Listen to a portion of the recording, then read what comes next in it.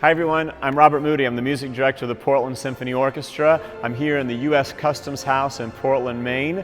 We have a great series of video segments for you to help you get ready for the concerts in the 2016-17 season. These are called Online Insights.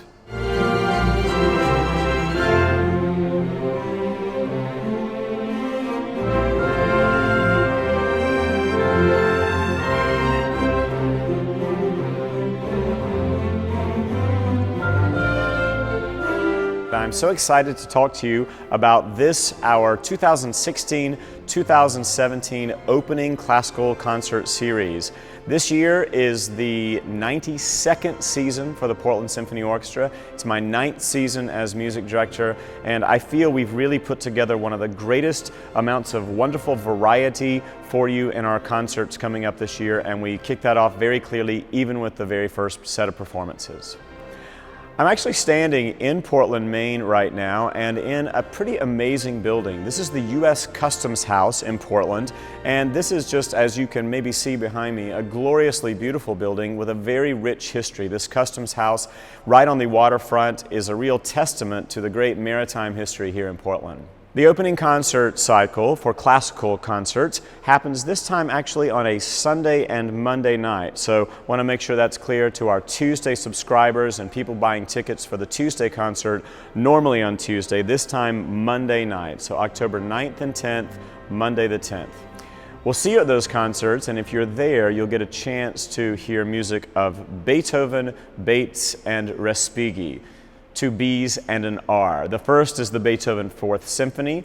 This is finishing up our cycle this year of the 9 Beethoven symphonies. We started in our 90th season with a mission that one orchestra, one conductor, one great concert hall, Merrill Auditorium, you would be able to have the chance to hear all 9 Beethoven symphonies. This is the great Beethoven 4th Symphony, and it will be a rousing way to open the concert. I'm really excited about the concerto that you get to hear on this concert. It's a new work. It premiered with the Seattle Symphony just 2 years ago. We will be about the 6th orchestra to perform this piece. It is the cello concerto of Mason Bates, performed by cello phenom Joshua Roman.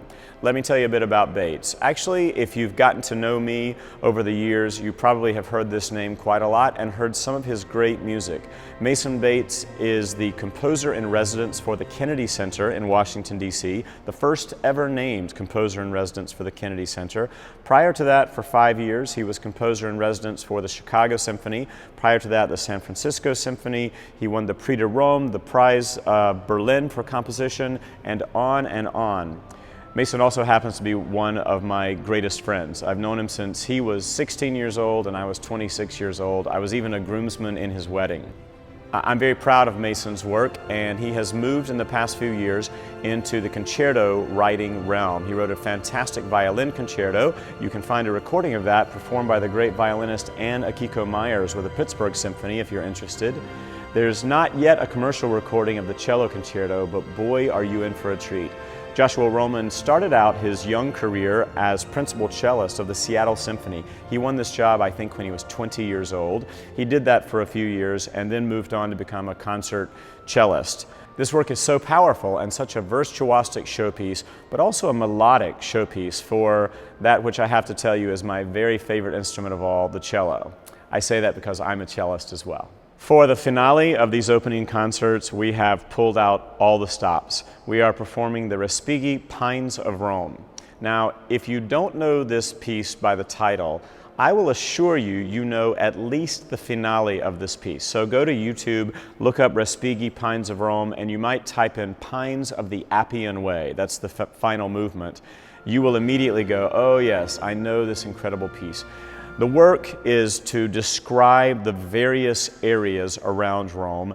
Yes, of course, where pines sort of shade various trees or various historic areas. And you'll hear so many different aspects of that approach, from sort of the hustle and bustle of city life, which begins the piece, to some of the most calm, nature-filled writing one can imagine, to finally the Pines of the Appian Way. The Pines of the Appian Way is to represent a great and grand army marching into a city down an incredible avenue. And as this happens, Respighi, the composer, asked for a very large orchestra, plus organ playing full tilt, plus a brass component in the balcony surrounding the audience to finish off the piece. We have all of those components. We have a phenomenal orchestra. We have the Kaczmar organ, one of the greatest organs anywhere in the country. And we've got an incredible brass group who are going to give you live surround sound. I doubt you'll be able to hold yourself in your seats as this piece comes to its amazing conclusion. That's the opening classical concert, Sunday and Monday, October 9 and 10. See you there.